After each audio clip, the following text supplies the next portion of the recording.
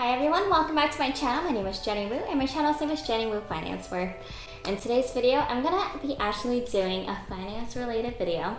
And I have been holding off on this because we are in a pandemic, if you didn't know already. But you know, if you know me in real life, you know there's three things I'm really passionate about, and that is fitness, finance, and food. And yeah, so here we are. Why do I choose F's? Okay, finance video, here we go. So in this video, I'm gonna be talking about what to do if you're dating a spender. And I've been so excited to make this video. I thought of this video a few years ago, maybe 2 years ago. I've been like mulling it over, writing down the bullet points and everything. And the reason why is because I'm dating my boyfriend right now, and he is an avid spender, and I haven't really actually dated the spender before, so I categorize myself as more frugal, mostly because I have a finance background and I work in finance, and that's just how I was growing up. I used to play budgeting games, and I was all about saving money and planning for the future. Like when I was 17 years old, I had my first job. I saved up like $28,000 at 17 years old, paid for my own college and all this other stuff. My background is just really, I wouldn't say strong financially, but I will say that I have a very strong financial mindset, you know. I used to follow a lot of Dave Ramsey, and I used to follow a lot of Financial Diet, which is actually one of the reasons why I chose to make a finance related channel, and a lot of other finance related YouTubers. However, all that to say, I was not prepared to date a spender, and I knew that my boyfriend was a spender before I got together with him. And I mean, when I say spender, I mean, come on. We would go to a fast food joint, and he would have to call his bank, because he's old fashioned, and ask what his balance is, and it would be like 17 cents.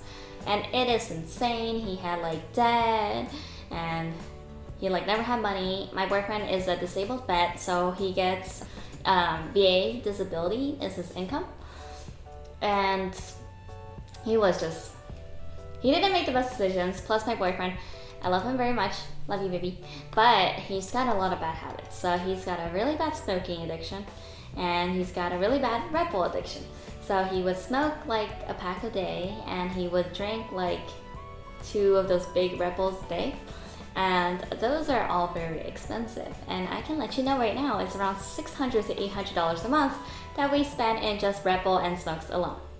So not only that, he is also a connoisseur for historical artifacts and collectible items, which, as you know, can be a lot more expensive as well.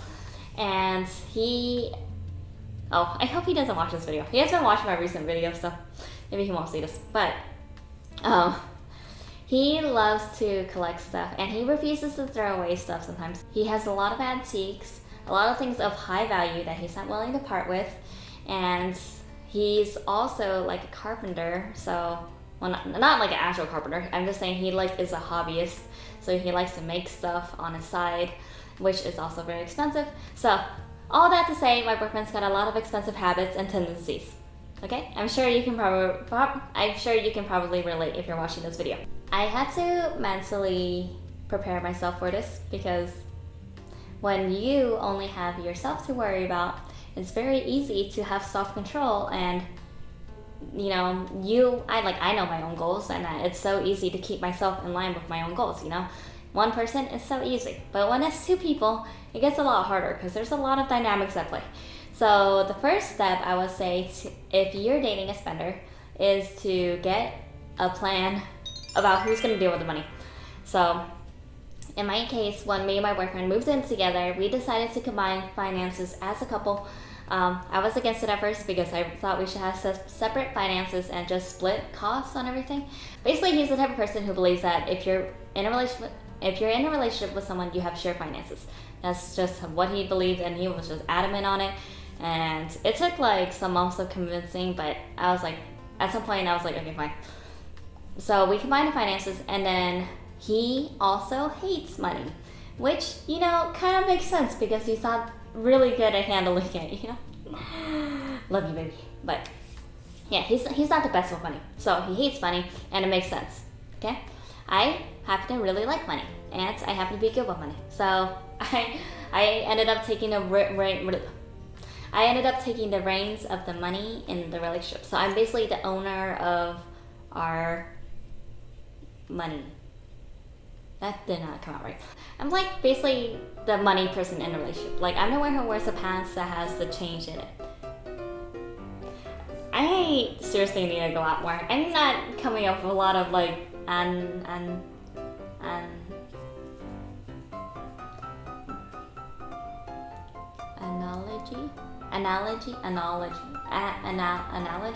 Have I never said this word before? Oh, you can tell I haven't filmed in a long time. Like what in the world am I saying? Analogy. I need to think of more analogies. It sounds like algae. Anyways, well. Okay, so like I said, the first step is to decide who wears the pants. Second step is the pant wearer has to make a budget. And I have my own personal budget for well over 4 years, probably 4 to 6 years. And I'm so used to it. I know my income, my expenses right off the bat every single month. I could give you everything off the top of my head because I just know my own expenses that well. But combining income is a little bit harder because there's a lot more variables. So not only was he getting VA disability, he was also starting to get Social Security disability. And I was moving into a new job. I had a bonus. He had some back payment from Social Security. So there's a lot more money there to manage, which is amazing. But it's also a struggle because more money, more problems sometimes. So, I mean, you know it's real, like when there is an abundance and you're dating a spender, they see abundance. They don't see restriction, they see abundance because they know that they got a back payment and that you got a bonus and you got a new job and all this other stuff. So yeah, it's struggle. The struggle is real, okay? So anyways, all that to say, make a budget with whatever income that you have or are expecting to have. So yeah, so if you or your partner has variable income, for example, if you work a tip job, then I would plan for the lowest amount that you would expect for that month. For example, let's say that I worked a tip job and I ranged anywhere from $1,000 to $2,000 a month. I would plan for $1,000 and then everything upwards of that, then I would just allocate it as I go. And that's kind of how you deal with variable income. The reason why you need to make a budget is because A, you need to track where your money is going, and then B, you need to track where your money is going. Okay, so you need to track, you can't improve what you don't track. Like if you don't know you're not doing well, then how are you gonna improve? If you don't have any track record to say, hey, I'm not reaching my financial goals, well, what is there to improve? Like what are you just gonna la-di-da, And it's not like fitness. You can't do like intuitive eating and just like, oh yeah, you just eat this and be healthy. It's like, no, you gotta like literally track everything because no one else is gonna track your finances for you. You gotta do it, okay? You gotta put on your pants and do it. As a second or third pants reference I made in this video. So if you're working a job with an employer, I highly recommend that you do a 401k contribution through your employer. And the reason why is this money is automatically taken out of your paycheck and you won't even miss it, okay? You won't even miss it, trust me. And I have been contributing to my 401k since I was 17. I have just had a birthday, so I'm 25 now. So I've spent 8 years investing in 401k. And the amount varies. When I started, I was only making $200 a paycheck. So it was probably like $15 a paycheck that went in there. So yeah, just do what you can. But basically when I got into my new job, I signed up for 401k as soon as I was qualified. And then I put money in there and now we don't miss it. It's just like no longer a part of the equation. The income I track per month for my budget, I don't take my income before 401k contribution. I take it after, like as if that money was never there. And it makes it a lot easier because you don't have to think about saving, you're already doing it automatically. If you automate savings, it makes it so much easier. And not only that, I have a high savings account with Marcus Bank. And they used to be 2.25% interest and like other competitors be 0.02%. And now they're like at 0.6, which is depressing, but still better than zero. So when you do automated savings, then you don't have to think about it. Also, you're accruing interest as soon as it hits the account, the savings account. The next step is to not be so strict with your budget. So basically your partner is a spender. Your partner's always been a spender. Your partner's been a spender for 30 plus years of his life, and or however old he or she is. And you know, they're not gonna change their ways overnight. So you have to make sure that you give them what they're used to getting, but not all of what they're used to getting. Not everything, but you know, a little push and pull, you know? What am I fishing? But yes, so my boyfriend, like I said, he's got his Red Bull and his smokes. So those are two categories I specifically pull out as new categories in my budget for those two things, because for him it's a necessity. Like, he cannot be without it. So we talked about your long-term savings. So you have your 401k and you have your regular savings account automated already. So then your next part is your midterm savings goals. So this is going to be your sinking funds. So basically, if you don't know what a sinking fund is, it's putting away money every month to get to a certain goal by a certain date. So we have a lot of sinking funds. Just to name a few, we have vacation sinking fund, which is basically for any trips that we're planning to have, you know, post-COVID. And then we have our car sinking fund, which is basically for all car oil changes, registration, other car expenses like maintenance and stuff like that. And then we have gifts, because a lot of people have a Christmas fund, but I just have gifts fund. It's year-round, birthday gifts, anniversary gifts. There's like Christmas already, and you know, stuff like that.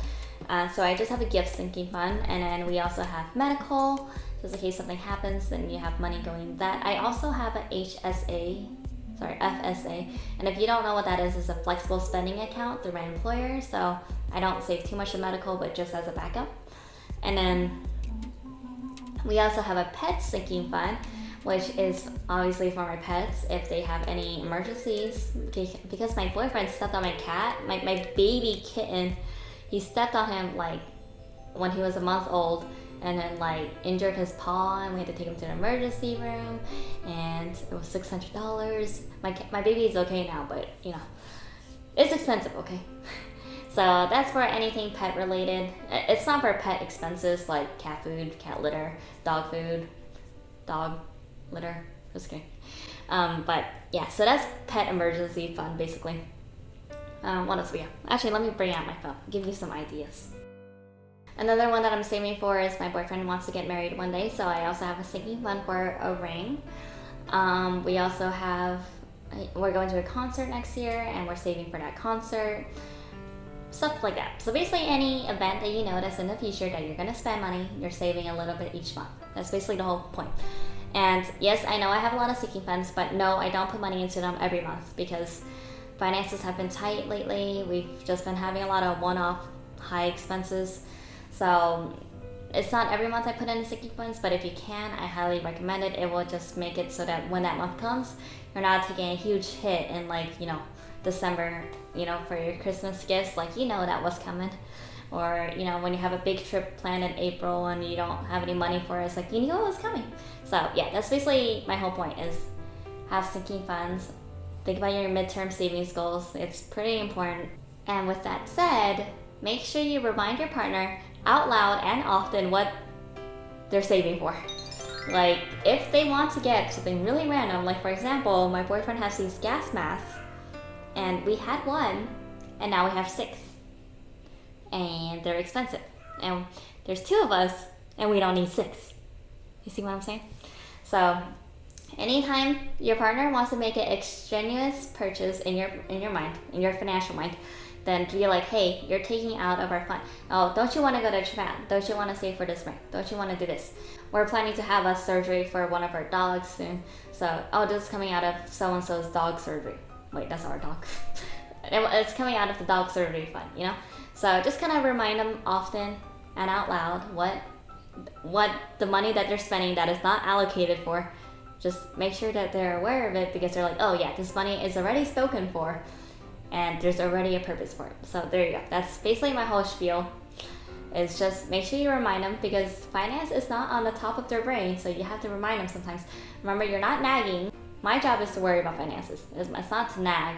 It's just to remind him, like, hey, this is what it is, you know? So yes, just stressing that if he does spend more on one category, tell him which category is coming from. For example, my boyfriend spends a lot on his mobile game too, at least $80 a month.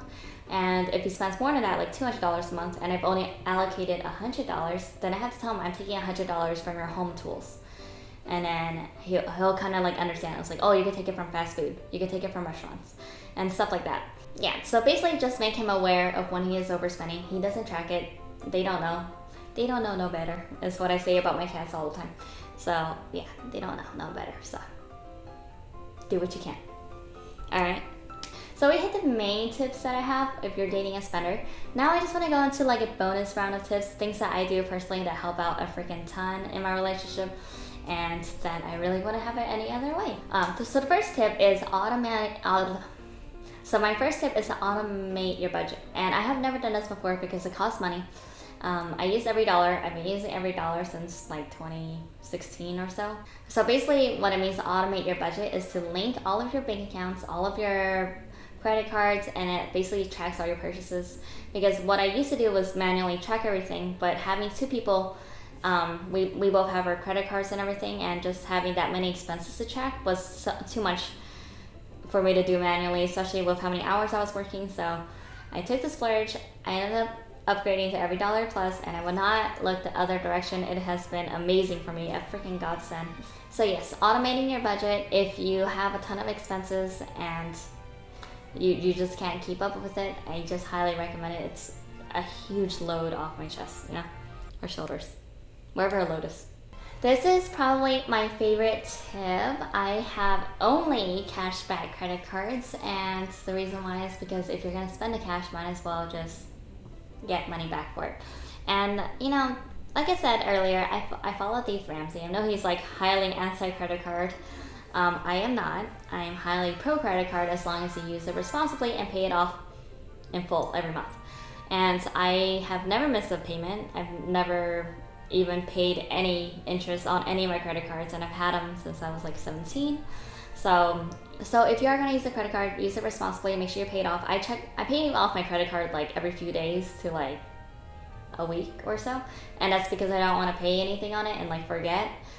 But yeah, cashback credit cards, I have earned probably year to date probably like $1,000 or so. Life to date over $2 to $3 grand in cashback, and it is just easy earning money, you know. And just a quick tip, I'm getting hungry, so I gotta talk faster.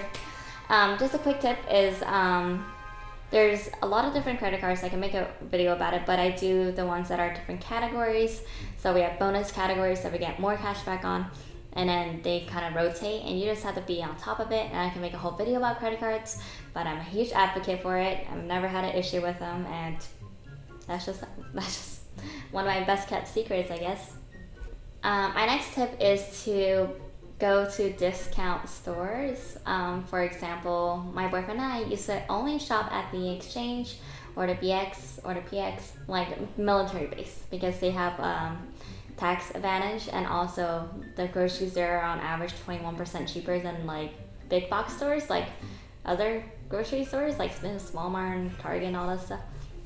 So I actually don't spend any money in those big box stores. I usually just shop at base.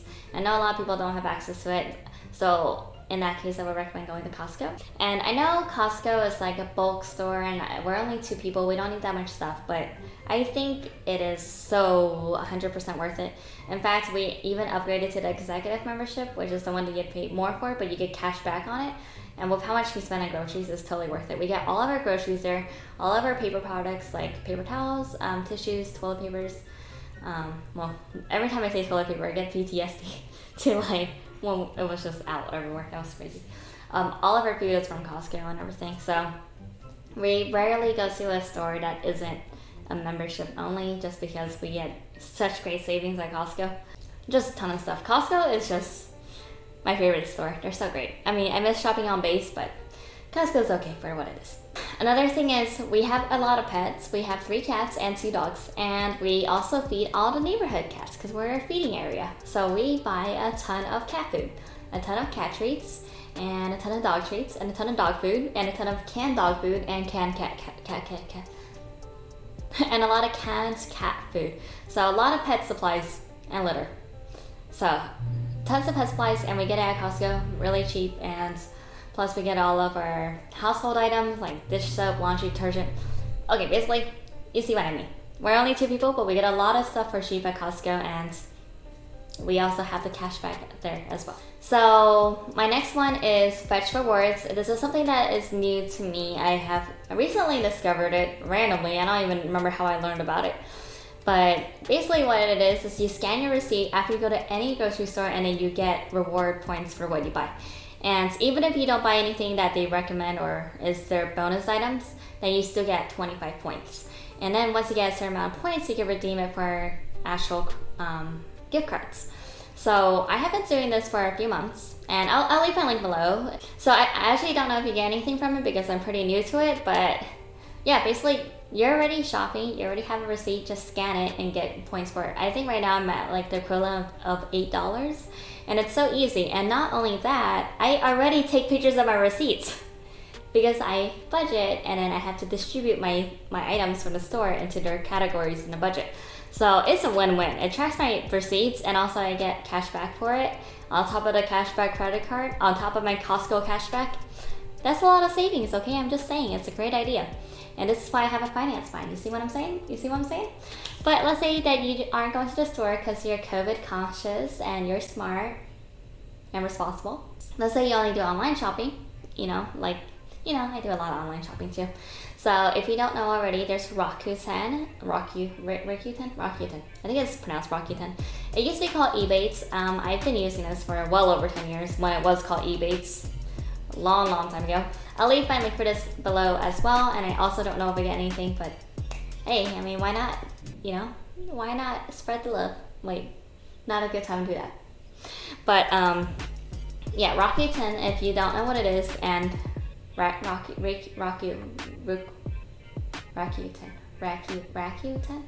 See, I don't know why they changed the name. It was so easy. It was Ebates, and now it's freaking Rakuten. Okay, I'm just gonna call it Rakuten because we could just chalk it up to an allergy. No, what's it called? What do you have? Oh, accent. We could just chalk it up to an accent if I'm saying it wrong. So I'm gonna call it Rakuten. So basically, what it is you click on the website. Let's say you're shopping at what's the word I wanna? Let's say you're shopping at PetSmart or Chewy.com, which I just did a bunch of orders from because I got my cats a new cat treat. So they have cash back on there, so it says like 3% cash back or up to 2%. And you just click through the app on Rakuten, and it'll open a new window to that actual website, and then you put it in your cart, you log in, and then you purchase it, and then you get cash back. From Rakuten, each one of my checks is probably around $30, and it's a quarterly payment. You can either get a check in the mail, or you can also get it redeemed as gift cards and you get like a bonus if you do it from gift cards. But if you don't specify which gift card you want, you just get it in a check in the mail. But yeah, it's great. I mean, like I said, you're already doing the purchase anyways. You're using a cashback credit card. If you're using a Costco executive card, you're already getting cashback there, and then you're also getting the cashback from Rakuten. So yeah, lots of ways to save money. So who knew, if you watch this video because you're thinking about if you're dating a spender, but now you're getting all these extra finance tips, like hello, this is like literally what I do every day. This is my whole job. I'm not a couponer, but I used to be. Those are all the tips I have for this video. I hope you enjoyed it. I really enjoyed making this video. This is a lot in the realm of what I enjoy. Like I said, fitness, finance, and food. Those are the 3 things that I envelop my life with, and also my cats, but that doesn't start with an F. But yeah, thanks so much for watching to the end. I'm super happy to be back on YouTube. Thank you to all my new subscribers. I see you guys. I thank you for following me on my journey. And without any more work talking, and well, I don't know how to end this video apparently. It's been so long. So I'm just hungry. Give this video a like if you enjoyed it, or if you learned anything, or if you just like to hear me talk and stutter and make up words that don't exist or use words incorrectly. Comment down what you would like to see from me, or what kind of content, or I don't know, just say anything. Say hi. And I'll be like, hello there. Yeah, and then subscribe to my channel and follow me on my journey. I do plan to start uploading regularly again. I have filmed now 4 videos today, and it's a Saturday, and I work today, so he was on top of it. And I ate almost half my calories for today, and I still got half left, and I gotta work out, and it's a good day. I hope you guys are being happy and healthy and staying safe in this quarantine environment if you're still in quarantine. I'm back at work, but we're still like social distancing and stuff. So yes, take care guys, bye.